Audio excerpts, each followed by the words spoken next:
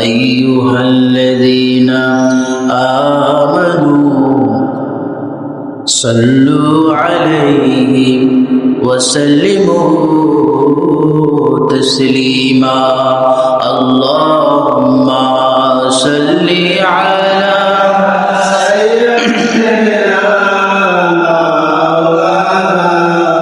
محمد وعلى آل سيدنا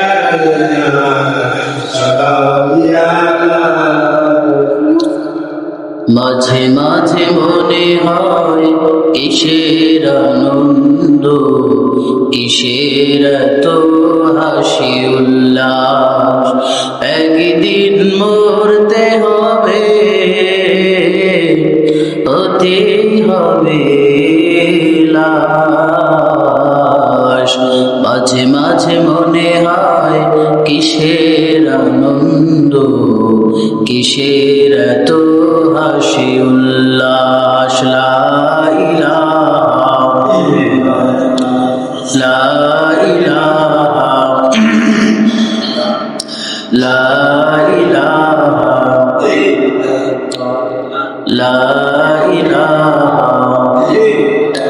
আল্লাহ নামের জিকির করবে যারা, আল্লাহর কাছে প্রিয় তারা, আল্লাহর কাছে প্রিয় যারা, জান্নাত প্রবেশ করবে তারা।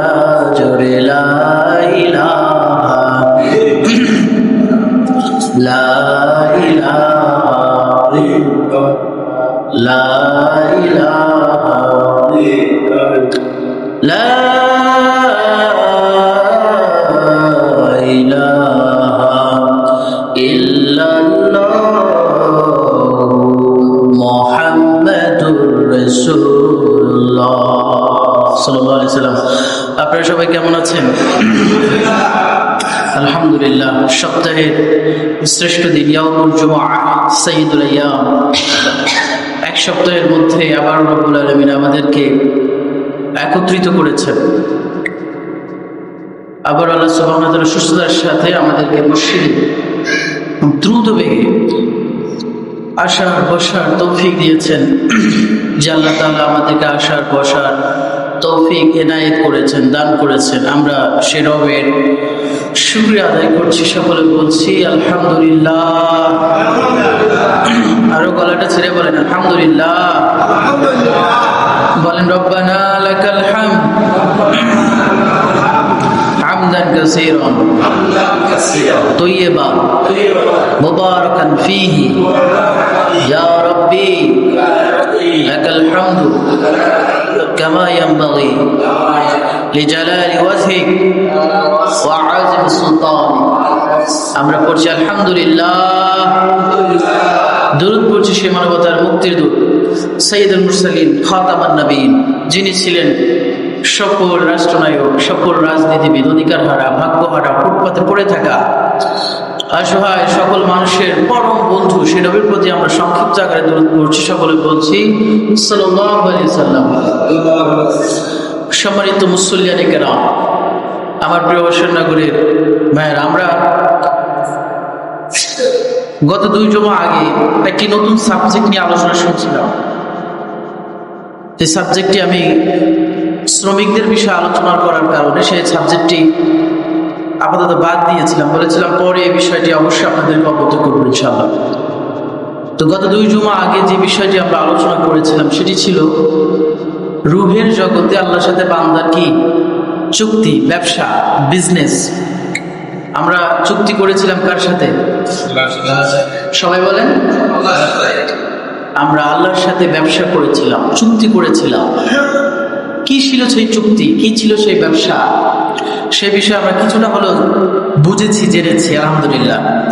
তো আজকে আমরা এই ব্যবসার যে মূল যে সাবজেক্ট, মূল বিষয় আজকে আমরা শেষ করে দেব ইনশাআল্লাহ। তা আমি আপনাদের খেদমতে মহাবিশ্বের মহাবিশ্বয় পবিত্র কুরআনুল কারীমের 8 নম্বর পারা 7 নম্বর সূরা 24 নম্বর রুকু সূরা আরাফ এর 172 নম্বর আয়াত তেলাওয়াত করেছি। জোরে বলেন সূরাটির নাম কি? সূরা আরাফ। আরো জোরে বলেন সূরার নাম কি? আরাফ। আয়াত সংখ্যা কত? 172। সবাই বলতে হবে আয়াত সংখ্যা কত? 172 নম্বর আয়াত।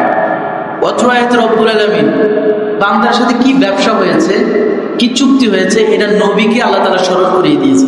সুবহানাল্লাহ। রব্বুল আলামিন বলেন, ওয়া ইযা আখাযা রাব্বুকা মিন বানি আদামা মিন যুহুরিহিম যুররিয়াতাহুম ওয়া আশহাদাহুম আলা আনফুসিহিম আলাস্তু বিরাব্বিকুম ক্বালু বালা শাহিদনা।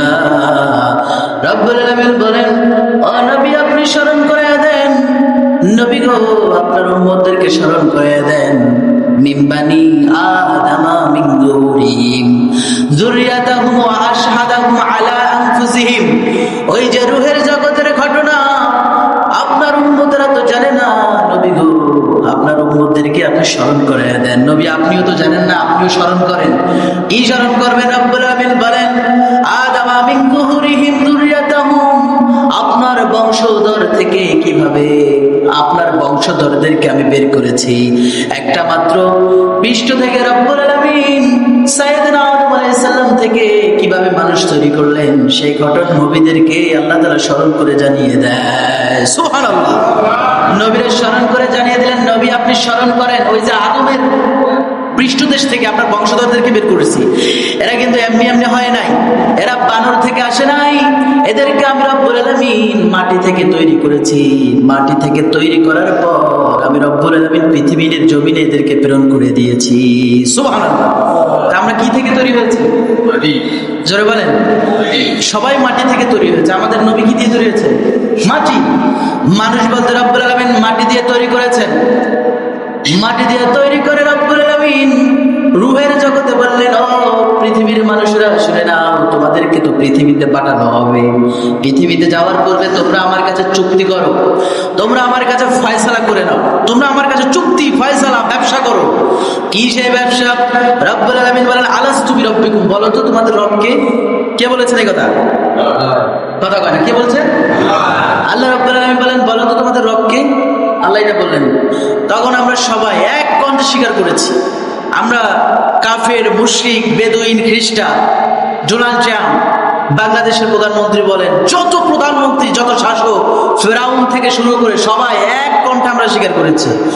আমরা বলেছি, ক্বালু বালা শাহিদনা, রব্বুল আলামিন আমরা স্বীকার করে দিলাম আপনি হচ্ছেন আমাদের রব। সুবহানাল্লাহ। আমরা রূহের জগতে স্বীকার করেছি আপনি আমাদের রব। রব স্বীকার করেছি। রব, রব কি?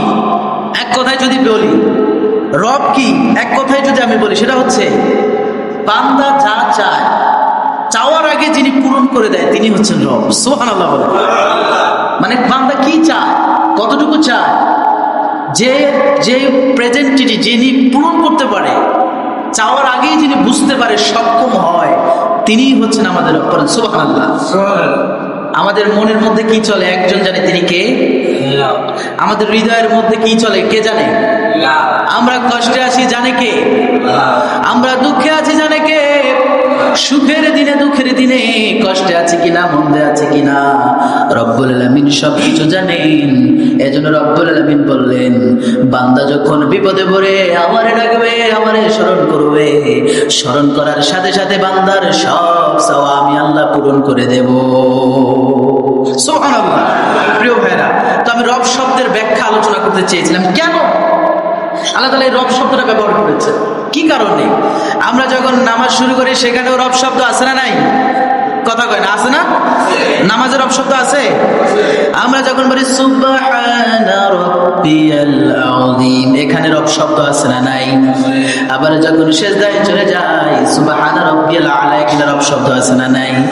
আবার যখন আমরা মুনাজাত ধরি, আমরা যদি বাবা মার জন্য দোয়া করি, আল্লাহ বললেন রাব্বির হামহুমা কামা রাব্বায়ানি সগীরা, বান্দারে বাবা মার জন্য দোয়া করবা, অবশ্যই রব নাম নিয়ে দোয়া করো, তাহলে বাবা মার চাওয়াও আমি আল্লাহ পূরণ করে দিব। সুবহানাল্লাহ। এইজন্য আমার ভাইরা, রব শব্দের অনেক অর্থ আছে। আমি একটা বলেছি, বারবার বলছি, চাওয়ার আগেই যিনি পূরণ করতে সক্ষম তিনি হচ্ছেন আমাদের রব। আল্লাহু আকবার।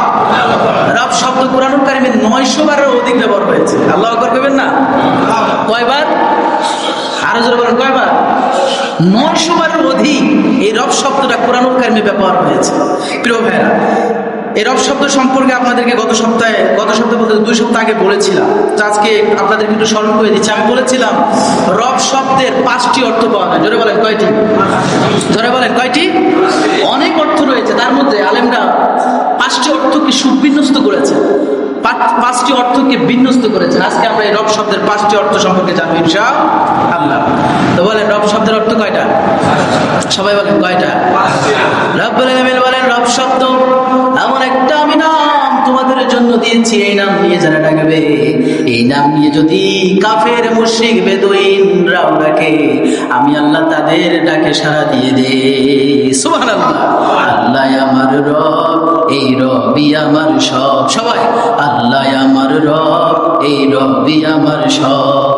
দমে দমে তনু মনে তারি অনুভব, তোমার দুনিয়াতে আমি যেদিকে তাকাই, অথই নিয়ামতে ডুবে আছে সবাই। পাখালির কণ্ঠে শুনি তাসবিহ করো রব, তাসবিহ করো রব। আল্লাহ আমার রব, এই রবই আমার সব। জোরে বলেন সুবহানাল্লাহ। আপনি যদি রবকে রব বলার পরে যদি আপনি স্বীকার করেন ইন্নাল্লাযীনা ক্বালু রাব্বুনাল্লাহ, আপনারা যদি মুখে মুখে বলেন আমাদের রবকে আল্লাহ, আপনারা যখন বলবেন আমাদের রব আল্লাহ, আল্লাহ বললেন শুধু মুখে মুখে বললে হবে না, সুম্মাস্তাকামু, রব শব্দ বলার পরে ইস্তেকামাত থাকতে হবে। রব শব্দ বলার পরে তোমরা একনিষ্ঠ থাকবা, এই রব শব্দের জন্য জীবন দিয়ে দেবা, ইস্তেকামাত করবা। ইস্তেকামাত করার পরে যারা রব শব্দের উপরে ভরসা করবে, রিজিক নাই আল্লাহর উপরে ভরসা করবে, কষ্ট আছে আল্লাহর উপরে ভরসা করবে, হায়াতের দিন ফুরিয়ে যায় আল্লাহর উপরে ইস্তিগফার করবে, বিপদে ধৈর্য ধারণ করবে। আল্লাহ বললেন তাতানাজ্জালু আলাইহিমুল মালাইকাতু আল্লা তাখাফু ওয়া লা তাহজানু ওয়া আবশিরু বিল জান্নাহ। রব্বুল আলামিন বলেন এই রব শব্দের উপরে যারা ইস্তেকামাত করবে, একনিষ্ঠ থাকবে, আল্লাহর উপরে ভরসা করবে, তাতানাজ্জালু আলাইহিমুল মালাইকা, আকাশ থেকে ফেরেশতারা নেমে ওই বান্দার জন্য দোয়া করতে থাকবে। সুবহানাল্লাহ। শুধু তাই নয়, আল্লাহ তাখাফু, যারা বলবে আমাদের রব আল্লাহ, এদের কোনো ভয় থাকে না। আল্লাহু আকবার বলবেন না? যারা বলবে আমাদের রব আল্লাহ, তাদের কোনো ভয় থাকবে না, ওয়ালা তাহজান, এবং কোনো চিন্তাও থাকবে না। ওয়া আবশিরু বিল জান্নাহ, আল্লাহ বললেন ভয়ও থাকবে না, চিন্তাও থাকবে না, রিজিকের প্রিপারেশনও থাকবে না, তাদের কোনো ভয় থাকে না। তারা যখন বলে আমাদের রব আল্লাহ, ওয়া আবশিরু বিল জান্নাহ, এবং দুনিয়াতেই জান্নাতের সার্টিফিকেট আমি আল্লাহ এদেরকে দান করে দেব। আল্লাহু আকবার। তাহলে মুখে মুখে শুধু রব শব্দ বললে হবে না যে আমাদের রব আল্লাহ, আমাদের রব আল্লাহ। একটা পাগলরাও যদি বলি তোমার রব কে, সেও বলবে আল্লাহ। এই বাচ্চাগুলোকে একটু সাইডে বসান। কার বাচ্চাগুলো? মুখে মুখে বললেও শুধু হবে না যে আমাদের রব আল্লাহ, আল্লাহ বললেই শুধু হবে না, বলার পরে আল্লাহ বললেন ইস্তাকামাত, সুম্মাস্তাকামু, ইস্তাকামাত থাকতে হবে। কি থাকতে হবে? ইস্তাকামাত। আপনাকে একনিষ্ঠ থাকতে হবে, আপনাকে মনে রাখতে হবে আল্লাহ ছাড়া আমার দুনিয়াতে কোনো সাহায্যকারী নাই। আল্লাহ ছাড়া কি সাহায্যকারী আর আছে? আছে। আপনাকে মনে রাখতে হবে আল্লাহ ছাড়া কোনো সাহায্যকারী নাই। এই রব আমার সাহায্য করবে। আমি যদি মামলাও খাই, হামলাও হয়, আমার যদি মিথ্যা মামলাও দেয়, আমার জীবনটা যদি শহীদ হয়ে যায়, আমার যদি জেলখানায়ও নেয়, আল্লাহর কথা বলতে যে রবকে জমিনে প্রতিষ্ঠিত করতে জীবন চলে যাবে, তবু রব শব্দ থেকে আমরা সরে যাব না। ঠিক কি না? আমার ভাইয়েরা, 13টা বছর একজন আল্লামা আমাদের জেলখানায় বন্দী ছিল। কেমন ইস্তেকামাত করেছেন, কেমন একনিষ্ঠ ছিল।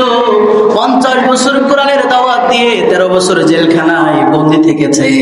তাকে অনেক অফার দেওয়া হয়েছে, আপনি যদি রাজনীতি থেকে সরে যান, ভারতের বিরুদ্ধে যদি কথা না বলেন, তাহলে আপনার বাংলাদেশের সব চাইতে বড় খানকা দেওয়া হবে, আপনার বাংলাদেশের সব চাইতে বড় পীর বানানো হবে।